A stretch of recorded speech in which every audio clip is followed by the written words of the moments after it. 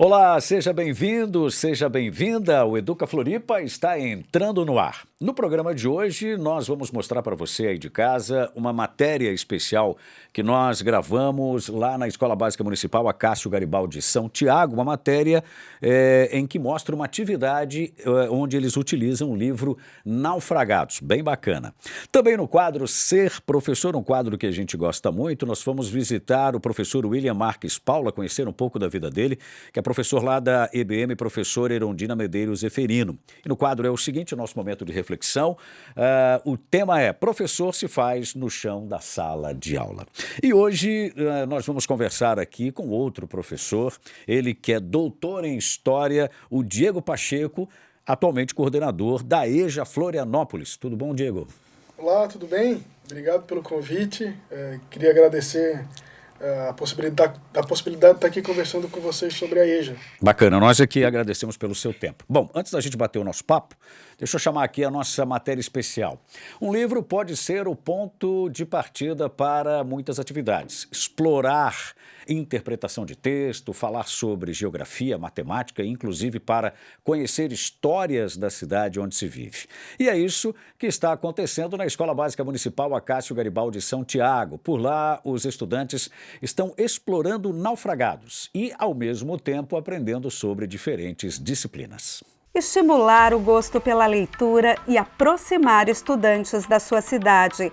Na Escola Básica Municipal Acácio Garibaldi de São Tiago, a turma do 9º ano está empolgada com a leitura compartilhada de Naufragados, um livro ambientado em uma região remota da ilha de Santa Catarina, um local onde só se chega a pé ou de barco. Naufragados é uma história que acontece aqui na praia de Naufragados, né?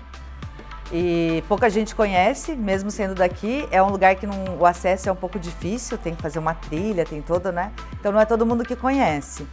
A ideia é justamente a gente conhecer um lugar dentro da ilha que pouca gente tem acesso, valorizar os saberes, os falares, as histórias que tem nesses lugares, né?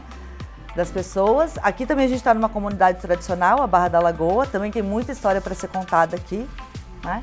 É um lugar maravilhoso e somos abençoados de ter uma escola num lugar tão lindo desse, né? E eu acho que levar também os alunos para Naufragados, eu acho que faz essa ponte aí, né? Da gente perceber como as comunidades tradicionais funcionam, né? Cada uma da sua maneira, né? Porque a gente está na Barra, mas a gente tem Naufragados, eles são distantes, mesmo estando na mesma ilha, são pontos distantes, mas que se conversam, se falam, tem histórias às vezes parecidas, histórias diferentes. Então a ideia é a gente se aprofundar e investigar essas histórias, conhecer o lugar, conhecer a comunidade, conhecer a autora, né, que escreveu esse livro Naufragados, a Patrícia Carpes. Ela é daqui de Florianópolis também, que eu acho que conhece bastante as histórias daqui. E eu acho que vai ser bem produtiva essa fala junto com ela, assim, com os alunos, né? Conhecer também um autor, eu acho que é uma coisa bem importante. A gente está lendo em sala, fazendo uma leitura compartilhada, a gente lê em voz alta, a gente treina entonação, a gente faz leitura, cada um vai ler um personagem, vai ler um narrador, então cada dia um lê um trecho. A gente está fazendo bastante atividades de exploração do conteúdo, dos temas que vão aparecendo ali. E vamos buscar outras referências aqui também na comunidade, de outras histórias. Então é um trabalho que ele é longo, né? Ele tem um processo, né? A ideia da atividade de leitura não é só explorar um local diferente da cidade, mas também ter a chance de, ao final, conhecer a autora da obra e, quem sabe, conhecer Naufragados, o cenário que dá nome ao livro. Uma história com piratas, navios corsários e mistério que está apresentando esse cantinho de Florianópolis para muitos estudantes. Super legal, super interessante, porque a gente consegue conhecer um pouco da nossa ilha, coisas que a gente não conhece, que a gente vai aprofundando. E eu acho super importante a gente saber o lugar onde a gente mora, tanto no nosso bairro quanto na nossa ilha em si, na nossa cidade e tanto aos arredores, tanto até o nosso estado, né? Estava falando sobre a importância de conhecer a cidade onde mora. Você já conhece Naufragados? Não, nunca tive a oportunidade de conhecer. Mas eu acho, tipo, se eu for, eu vou achar super interessante, porque eu já vi muitas fotos, muita gente foi, disse que é muito legal.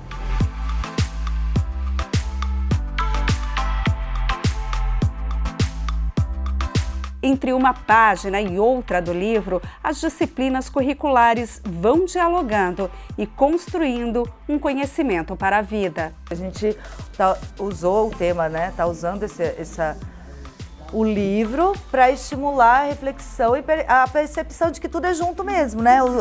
A gente separa para estudar, mas na vida as coisas acontecem juntos, né?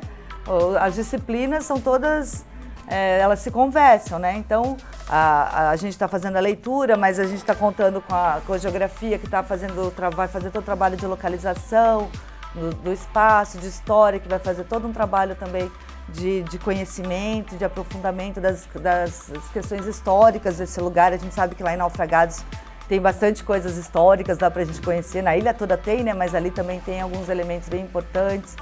Então, acho que esse trabalho conjunto, ele é fundamental, né? Pra gente perceber a vida no todo, né? A gente estuda as coisas separadas, mas quando a gente leva as coisas pra vida, a gente usa no todo, no dia a dia, né? Essa foi a nossa matéria especial aqui no Educa Floripa e agora conversamos com o professor Diego Pacheco, coordenador da EJA Florianópolis. Diego, você é professor de História, na verdade, doutor em História, né? Como é que a educação surgiu na tua vida? Por que História? Então, eu tenho uma história familiar muito próxima de discussões políticas, de discussão sobre história. Então, desde pequeno eu tenho muito contato com história e com principalmente história familiar. Uhum. Isso me levou, no final da adolescência, a querer prestar concurso para história, fazer vestibular para história, acabar fazendo história. E isso explica a minha formação inicial. Né? Uhum. Você fez o seu curso na Universidade Federal de Santa Catarina, o bacharel, depois você fez mestrado lá mesmo, e aí no doutorado você fez o doutorado sanduíche, que chama, né? Isso. Então, eu sou sangue puro, como chama na UFSC. Né? Eu fiz a graduação, bacharelado, fiz o mestrado e fiz o doutorado pela UFSC. E no doutorado, por causa do meu estudo sobre história política, eu acabei me vinculando também ao Instituto de História Contemporânea da Universidade Nova de Lisboa. Então eu fiz a Bolsa Sanduíche lá em Portugal também. Muito bem. Bom, o tema de hoje aqui da nossa entrevista é a EJA, né? Inclusive até tem uma duvidazinha, né? A EJA ou EJA, às vezes a gente remete a falar, né? O EJA, mas não é, né? É a EJA. Por quê? Então, isso aí é muito comum, né? O pessoal falar o EJA. Na verdade é a EJA, e isso não é pouco pra gente, porque a EJA porque a educação de jovens e adultos e não o ensino de jovens e adultos. Uhum. E isso tem tudo a ver com filosofia sobre educação, sobre os nossos princípios sobre educação. Né? Não é o ensino, é a educação. Uhum. Então é muito comum, a gente sempre vai falar a EJA e a gente costuma chamar atenção quando percebe alguém falando o EJA. Né? Tá certo.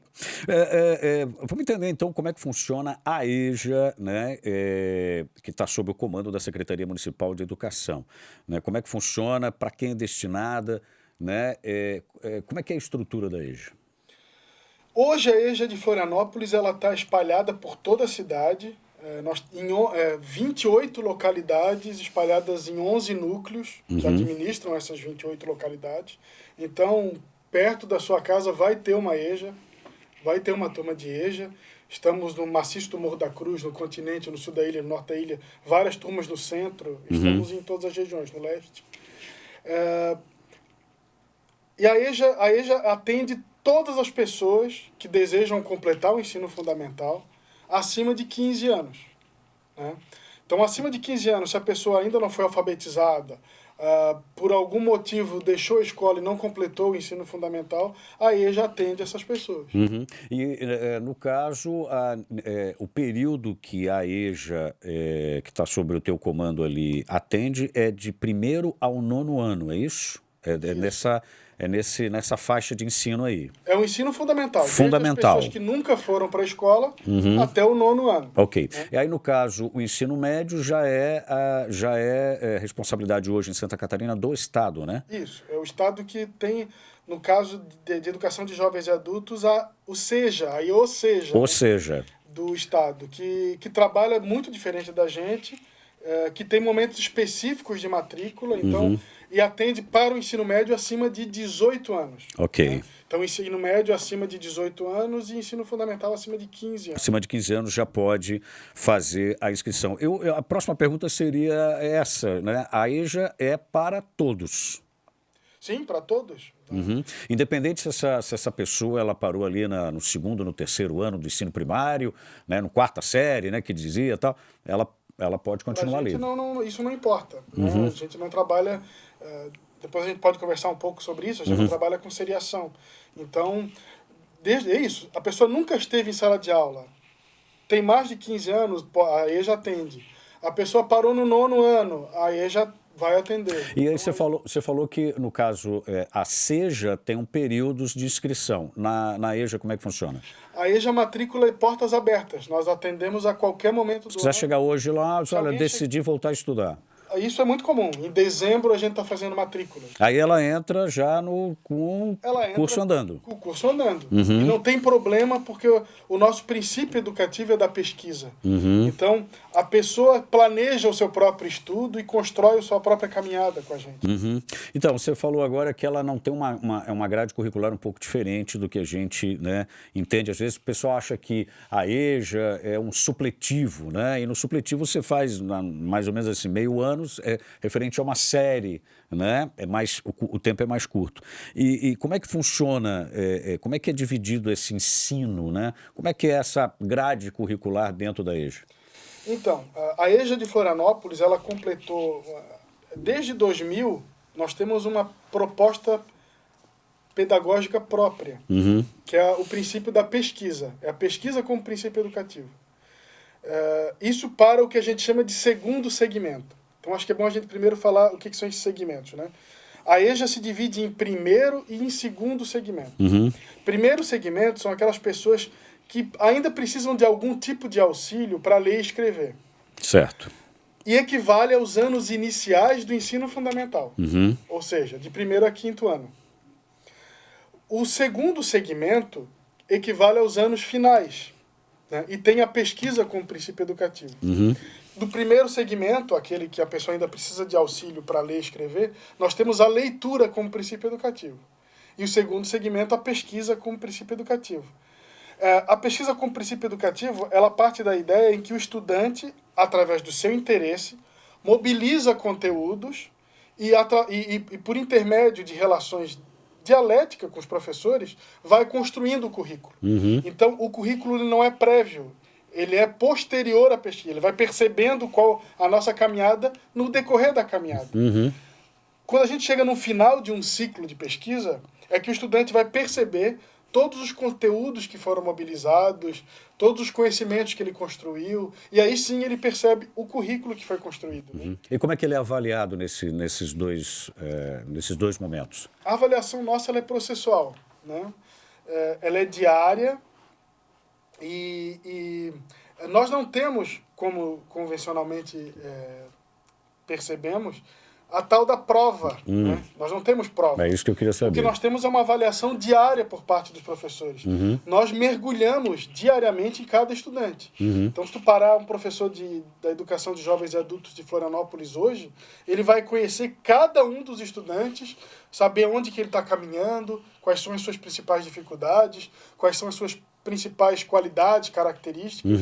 Isso para a gente é fundamental. Essa avaliação individualizada e pormenorizada diariamente.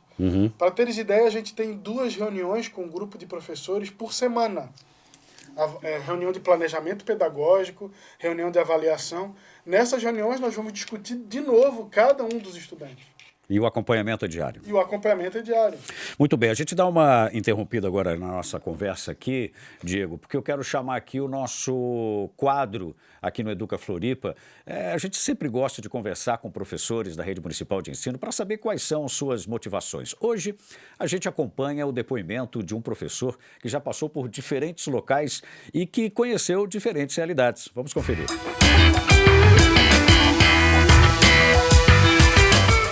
Eu já trabalho na educação há quase 15 anos, né? Nesse período já tive experiências muito diversas, né? Como professor, né, do ensino fundamental, professor de ensino médio, cursinho pré-vestibular. Também trabalhei como professor em sistema socioeducativo. Então tive uma experiência bastante diversificada nesses 15 anos, né? E eu acredito que fazer a diferença na vida do ser humano num momento que é crucial, né, que é um momento de formação, de tomada de decisões para a vida, eu acho que é o que mais me motiva. Poder influenciar, poder cativar, poder auxiliar crianças e adolescentes a construir o seu futuro.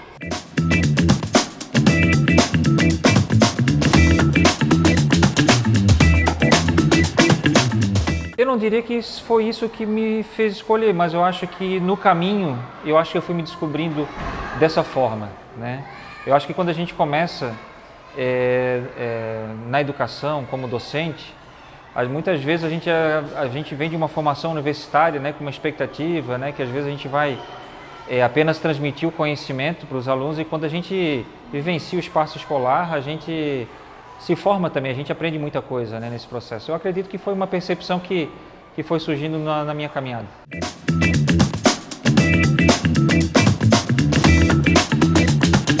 A gente vai se mudando, né? Eu participei de muitas formaturas aqui na escola, e uma das coisas que eu sempre costumava falar para os alunos é deixar um recado que eles também me ajudaram a me constituir como professor, como diretor, né?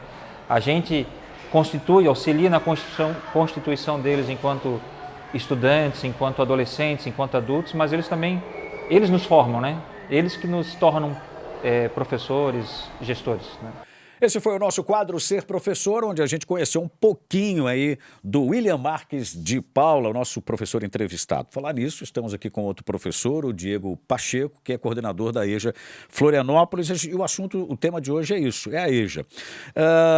Diego, em quanto tempo se conclui, por exemplo, né, usando como exemplo alguém que começou do zero, né, chegou lá naquela primeira fase ali, em quanto tempo ele termina esse ensino fundamental e está apto para entrar no ensino médio, né, seja na SEJA ou em um colégio, enfim? Duna, é muito difícil dizer quanto tempo ele vai levar, porque cada pessoa tem o seu próprio tempo e o seu próprio jeito para aprender. Uhum. Uma pessoa que nunca teve na escola, ainda está em processo de alfabetização, pode demorar alguns meses para aprender a ler e já desenvolver com autonomia, escrita e leitura. Como pode demorar um ano e pouco. Vai depender muito de cada pessoa mesmo, né? Quem dita o ritmo, então, é o aluno. É o estudante. A caminhada é do estudante. Uhum. Os professores têm uma função central nesse processo, é claro, mas quem dita a sua caminhada e quem planeja essa caminhada é sempre o estudante. Tá certo. E como é que é o processo para entrar, né? Como é que é esse processo de inscrição? O que o aluno ele tem que fazer ou tem que apresentar? Ele precisa apresentar para a gente o fundamental. É um documento de identidade, o comprovante de residência, porque atendemos moradores de Florianópolis, né? E o histórico escolar, se ele tiver. Porque, é claro, há casos em que ele não tem um histórico escolar. Uhum. Então, esses 3 documentos são fundamentais para a gente. Uhum. Mas é comum que o estudante vá sem nenhum documento, já senta ali, já começa a estudar, e no dia seguinte traz o documento. Não há nenhum motivo para não ir para lá e começar naquele dia. Uhum. Isso é fundamental. Normalmente, qual é a característica desse aluno que chega para se matricular na EJA, né? São pessoas normalmente mais velhas, pessoas que são trabalhadoras, como é que é? Ou mais jovens que perderam tempo ali, né? Não frequentaram o banco da escola nas suas idades corretas, vamos dizer assim. Como é que é a característica mais adulto ou mais jovens que chegam ali para se matricular? Também é um assunto difícil de falar. Depende muito do núcleo e da nossa turma, da localidade. Normalmente, a nossa média de idade está entre 25 e 30 anos, mas a gente vê a cada ano mais jovens entrarem na EJA, né?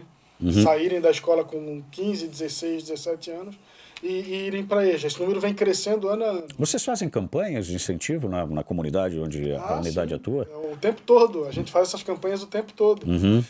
De caminhadas pelas comunidades, de interação com o posto de saúde, que são fundamentais para a gente, com associações de moradores, com movimentos sociais. Para a gente isso tudo é fundamental. E como é que é a estrutura hoje, né? As aulas, elas são sempre presenciais? Atualmente elas estão? Elas são sempre presenciais. Há um pequeno... uma pequena parte da EJA que são de atividades que ele pode fazer em casa, que a gente chama de HPS, né? Mas o nosso curso é presencial. Então, é de segunda a sexta-feira, a atividade é presencial. O que ele traz de fora da escola são atividades que potencializam o seu momento ali. Então a gente agrega isso no seu processo, na sua caminhada. Normalmente é no contraturno, à noite, né? Isso... Normalmente é à noite, mas temos turma de manhã e à tarde no centro. E quanto tempo dura o período de aula? O período que o aluno fica na sala de aula? Normalmente são 4 horas diárias. Né? Normalmente são 4 horas diárias. Mas isso também é discutido com os estudantes. Certo. Porque a gente vai avaliar cada especificidade de cada lugar, perceber se é possível, horário, os dias, isso tudo é decidido em comum acordo com os estudantes, discutido com eles. Hoje as estruturas que vocês usam são as unidades educacionais da Secretaria Municipal de Educação de Florianópolis, né? Sim, vocês aproveitam a estrutura? Normalmente. A maioria das nossas turmas são escolas da rede, mas não só. A gente atende as comunidades, por exemplo, em associações de moradores, temos turmas no Olodum, temos turma com a população em situação de rua no centro, que não é numa unidade, é na Passarela. Temos turmas em igrejas, como o caso do Monte Serra. Temos turmas em parceiras, como o caso da ACAN, no Mocotó.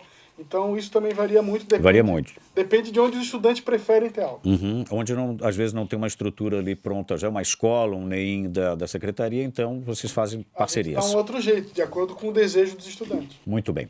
Bom, agora chegou o nosso momento de reflexão aqui no programa, Diego. A gente sai do quadro Ser Professor e já segue com o quadro, é o seguinte, a gente faz isso porque hoje Maurício Pereira aborda exatamente esse assunto. Para ele, professor é uma construção diária, uma profissão, uma missão que se faz no chão da sala de aula.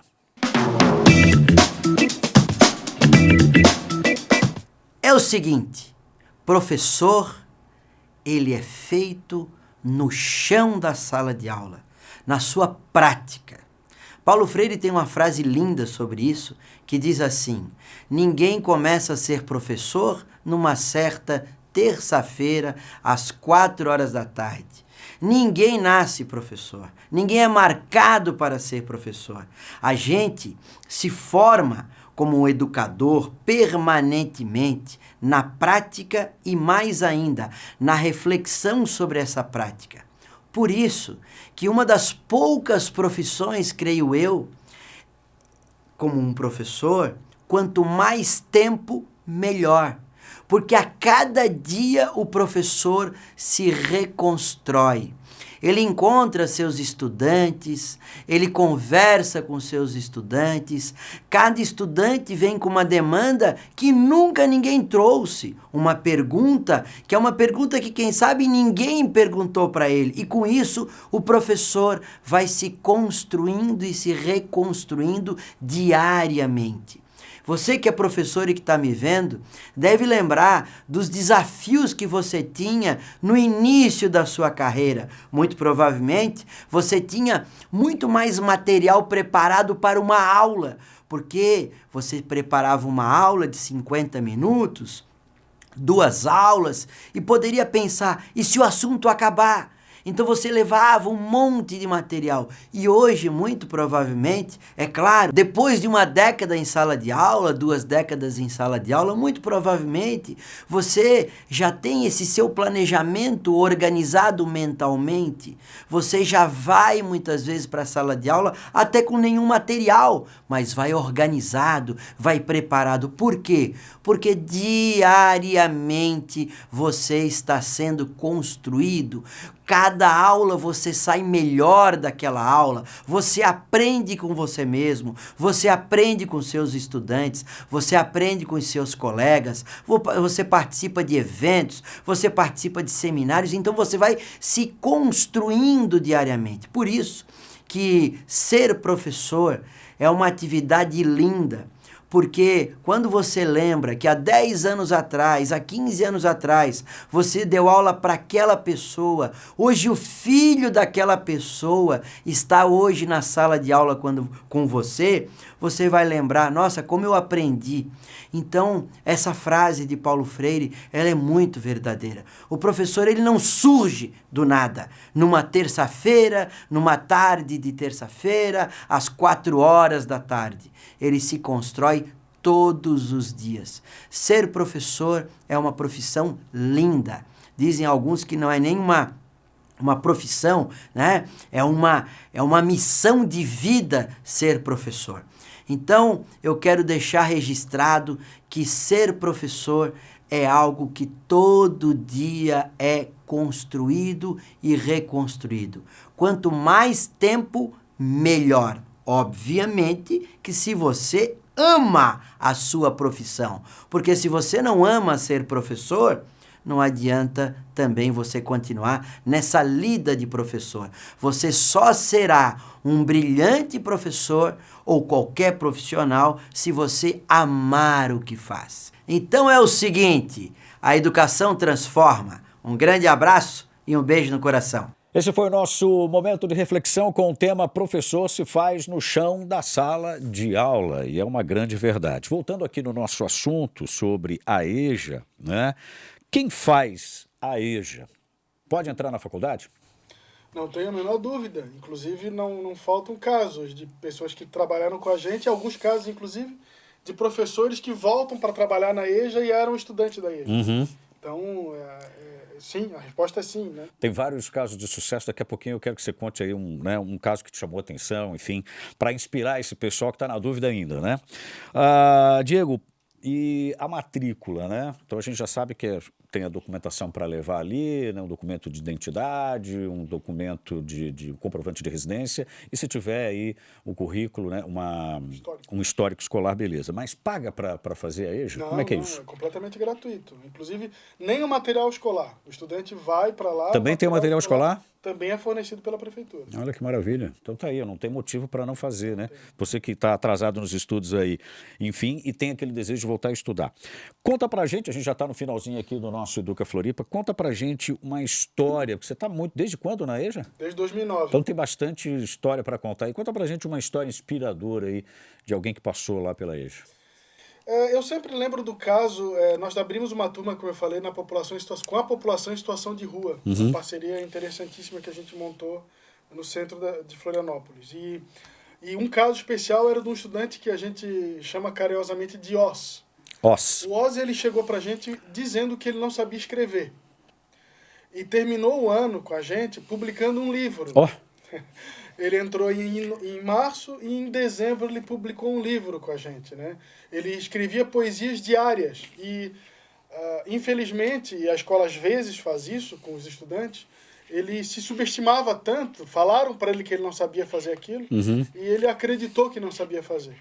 E com a gente ele percebeu que ele não só sabia escrever, como ele era um excelente poeta. Uhum.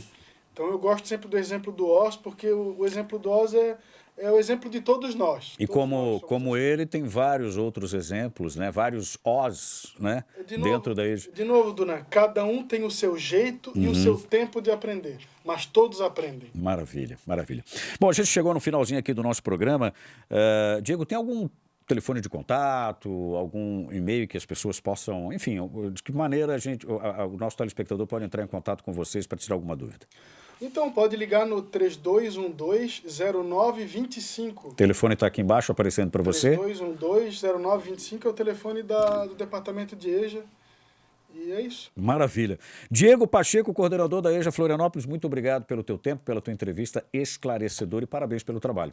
Obrigado, Duran, obrigado pelo convite. Queria agradecer também ao professor Maurício pelo convite, a professora Raquel, a professora Sônia e a professora Tami, que é a nossa chefe de departamento lá na ISA. Muito bem. Chegamos ao final do nosso Educa Floripa. A gente se encontra no próximo programa. Um grande abraço.